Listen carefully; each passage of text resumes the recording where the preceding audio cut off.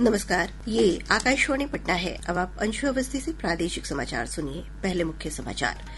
राज्य सरकार ने सामाजिक सुरक्षा पेंशन योजना के बाद जीविका स्वयं सहायता समूहों के लिए 3 लाख से अधिक के ऋण पर ब्याज दर कम किया। फल्गु नदी में उफान के कारण नालंदा और जहानाबाद में तटबंध क्षतिग्रस्त। जल संसाधन विभाग ने 7 अभियंताओं को निलंबित किया। मौसम विभाग ने आज पश्चिम चंपारण, पूर्वी चंपारण, किशनगंज, अररिया, भागलपुर, बांका और कटिहार जिले में कई स्थानों पर भारी बारिश की संभावना है। और मेडल लाओ नौकरी पाओ के तहत अगले महीने 88 और खिलाड़ियों को नौकरी मिलेगी। अब समाचार विस्तार से। राज्य सरकार ने कहा है कि जीविका परियोजना से जुड़े स्वयं सहायता समूहों को 3 लाख रुपए से ज्यादा के बैंक ऋण पर अब सिर्फ 7% ब्याज देना होगा। इसकी जानकारी मुख्यमंत्री नीतीश कुमार ने दी। अभी ब्याज की ये दर 10% है। मुख्यमंत्री नीतीश कुमार ने महिला संवाद कार्यक्रम की समीक्षा बैठक के दौरान महिला कल्याण से जुड़ी 4 अन्य घोषणाएं की। मुख्यमंत्री ने कहा कि लड़कियों के विवाह कार्यक्रम आयोजन में सुविधा के लिए हर पंचायत में विवाह भवन बनाया जाएगा, जिसका संचालन जीविका दीदी करेंगी। बैठक के दौरान मुख्यमंत्री जीविका से जुड़े सभी कर्मियों का मानदेय दोगुना करने की घोषणा की।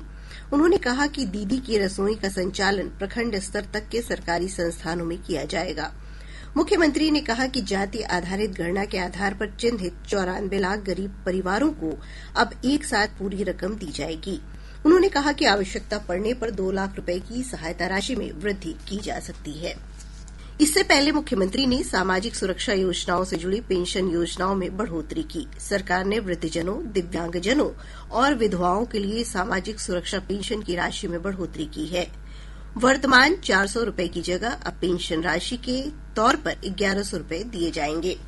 बढ़ी हुई राशि का भुगतान इस महीने की 11 तारीख से प्रभावी माना जाएगा। मुख्यमंत्री नीतीश कुमार ने सोशल मीडिया पर एक ट्वीट के माध्यम से ये जानकारी साझा की है। श्री कुमार ने कहा कि वृद्धजनों को सम्मान देना हमारी सर्वोच्च प्राथमिकता है और इस दिशा में राज्य सरकार निरंतर प्रयत्नशील है। इस फैसले का समाज के सभी वर्गों के लोगों ने स्वागत किया है। विभिन्न संगठनों ने इसका स्वागत किया है। डॉक्टर नवल किशोर शर्मा, महासचिव बिहार नेत्रहीन परिषद तथा बिहार विकलांग अधिकार मंच कोर कमेटी सदस्य। राज्य के मुख्यमंत्री जी नीतीश कुमार जी के द्वारा जो घोषणा की गई है कि वृद्धजनों और दिव्यांगजनों की पेंशन की मासिक राशि जो 400 रुपए दी जाती थी, वो अगले महीने से 1100 रुपए प्रति व्यक्ति प्रति माह दी जाएगी। यह बहुत ही उत्साहजनक घोषणा है और मैं इसके लिए मुख्यमंत्री जी के प्रति आभार व्यक्त करता हूँ। जल संसाधन विभाग के प्रधान सचिव संतोष कुमार मल्ल ने कहा है कि 18 जून से झारखंड में हो रही लगातार बारिश से निरंजना, मुहाने, उत्तर कोयल, सकरी, पंचाने आदि नदियों के जलस्तर में अत्यधिक वृद्धि दर्ज की गई है। संभावित बाढ़ की आशंका को देखते हुए निचले इलाकों में रहने वाले लोगों को सतर्क कर दिया गया है। इधर आपदा प्रबंधन विभाग ने फल्गु नदी के जलस्तर में वृद्धि होने के बाद जहानाबाद के उदेरा स्थान बराज से 73,000 क्यूसेक से अधिक पानी छोड़ा गया है, जिसके कारण नालंदा जिले के हिलसा, कराय, परशुराय और एकंगर सराय प्रखंड में कई जगहों पर तटबंधों में कटाव के कारण आसपास के गांवों में बाढ़ का पानी फैल गया है। इस बीच राहत और बचाव कार्य के लिए एनडीआरएफ की 2 टीमों की तैनाती की गई है। पटना जिले में भी दनियावा और फतुहा प्रखंड में बरसाती नदियों के जलस्तर में बढ़ोतरी से निचले इलाकों में बाढ़ का पानी फैल गया है। जिलाधिकारी डॉक्टर त्यागराजन ने प्रभावित इलाकों का दौरा किया और लोगों को सहायता प्रदान करने के निर्देश दिए। राज्य सरकार ने पटना, जहानाबाद और नालंदा जिले की नदियों के तटबंध की निगरानी में लापरवाही बरतने वाले 7 अभियंताओं को निलंबित कर दिया है। इसमें एक कार्यपालक अभियंता और 6 कनीय अभियंता शामिल है। जल संसाधन मंत्री विजय कुमार चौधरी ने बताया कि इनके खिलाफ विभागीय कार्रवाई भी शुरू कर दी गई है। प्रदेश के विभिन्न स्थानों पर मानसून की सक्रियता से अच्छी बारिश हो रही है। मौसम विभाग से मिली जानकारी के अनुसार गया, औरंगाबाद, कैमूर, रोहतास, किशनगंज, अररिया, पूर्णिया समेत कई जिलों में तेज बारिश दर्ज की गई है। मौसम विज्ञान केंद्र पटना के अनुसार आज पश्चिम चंपारण, पूर्वी चंपारण, किशनगंज, अररिया, भागलपुर, बांका और कटिहार जिले में कई स्थानों पर भारी बारिश की संभावना है। दिनांक 22 जून 2025 राज्य के उत्तर पश्चिमी और पूर्वी भागों के जिलों के कुछ स्थानों पर मेघ गर्जन, वज्रपात और तेज हवाएं 30 से 40 किमी प्रति घंटे चलने की संभावना है। राज्य के पश्चिम चंपारण, पूर्वी चंपारण, किशनगंज, अररिया, भागलपुर, बांका एवं कटिहार जिलों के 1 या 2 स्थानों में भारी वर्षा होने की संभावना है। राज्य सरकार ने कहा है कि सरकारी स्कूलों में स्थानांतरण के बाद योगदान नहीं देने वाले शिक्षक 1 वर्ष तक ऐच्छिक स्थानांतरण के लिए आवेदन नहीं कर सकेंगे। प्राथमिक शिक्षा निदेशक साहिला ने इस संबंध में निर्देश जारी किया है। जारी निर्देश में कहा गया है कि ऐसे शिक्षक अपने वर्तमान विद्यालय में बने रहेंगे। विभाग ने कहा है कि स्थानांतरण आदेश के बाद योगदान करने या नहीं करने की कार्यवाही 30 जून तक पूरी करनी होगी। 30 जून तक इस संबंध में घोषणा नहीं करने वाले शिक्षकों का स्थानांतरण आदेश 1 जुलाई से रद्द कर दिया जाएगा। आदेश में कहा गया है कि स्थानांतरित विद्यालयों में योगदान नहीं करने के इच्छुक शिक्षक इस ई शिक्षा कोष पर उपलब्ध घोषणा पत्र की प्रति डाउनलोड कर हस्ताक्षर करेंगे और फिर इसे ई शिक्षा कोष पोर्टल पर अपलोड कर देंगे। राज्य निर्वाचन आयोग ने कहा है कि त्रिस्तरीय पंचायती राज संस्थानों के 2634 रिक्त पदों के लिए 9 जुलाई को उपचुनाव कराए जाएंगे, जबकि मतगणना 11 जुलाई को होगी। आयोग की ओर से जारी विज्ञप्ति में कहा गया है कि इन पदों पर नामांकन की अंतिम तिथि 20 जून थी। नामांकन पत्रों की जांच की अंतिम तिथि 23 जून है। रिक्त पदों के लिए 2896 लोगों ने नामांकन पत्र भरा है। इनमें 1446 पुरुष और 1450 महिला उम्मीदवार हैं। आयोग ने कहा है कि शांतिपूर्ण और भयमुक्त चुनाव के लिए आयोग प्रतिबद्ध है।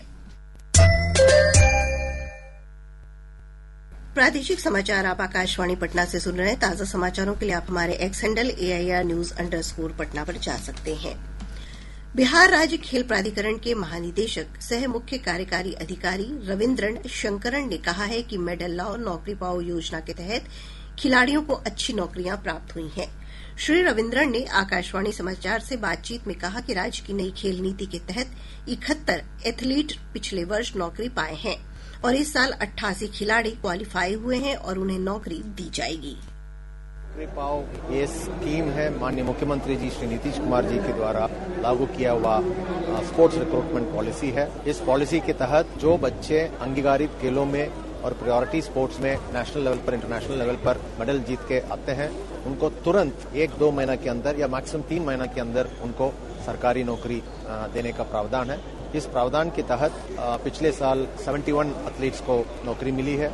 इस साल 88 लोग क्वालिफाई हुए हैं और इनका रिक्रूटमेंट अपॉइंटमेंट लेटर्स अगले महीना माननीय मुख्यमंत्री जी के द्वारा दिया जाएगा।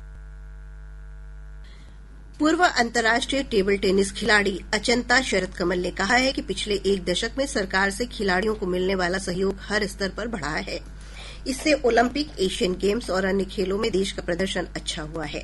पटना में आकाशवाणी समाचार से बातचीत में कमल ने कहा कि ओलंपिक पोडियम टॉप्स योजना, खेलो इंडिया गेम्स प्रशिक्षण के साथ साथ और अन्य सुविधाओं में बढ़ोतरी हुई है।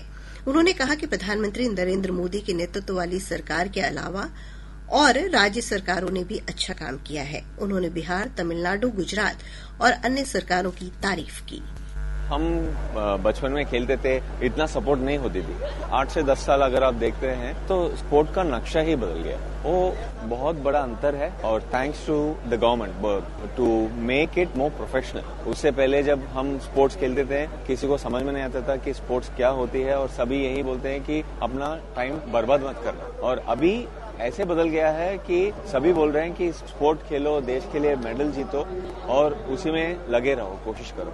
और उसके लिए जो सपोर्ट है गवर्नमेंट से तो काफी अच्छा है।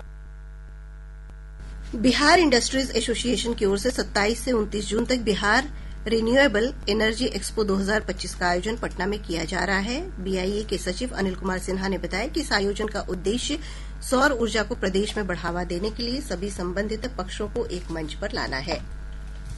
नवीन और नवीकरणीय ऊर्जा मंत्रालय ने इनोवेटिव प्रोजेक्ट्स स्टार्टअप चैलेंज शुरू किया है। हमारे संवाददाता ने बताया है कि इसका उद्देश्य भारत के रूफटॉप सौर और वितरित ऊर्जा पारिस्थितिकी तंत्र में तेजी लाना है।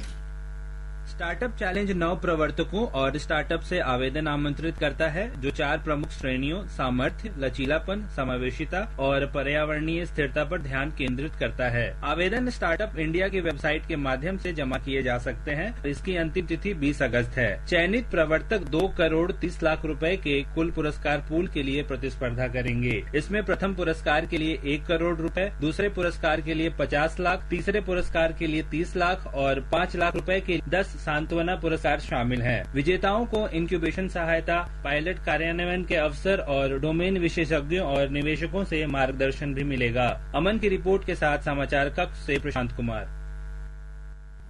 पटना में सीमा शुल्क के तत्कालीन अतिरिक्त आयुक्त रणविजय कुमार समेत 29 अन्य लोगों के खिलाफ दर्ज जीएसटी घोटाला मामले में सीबीआई ने बिहार और झारखंड में 7 स्थानों पर छापेमारी की।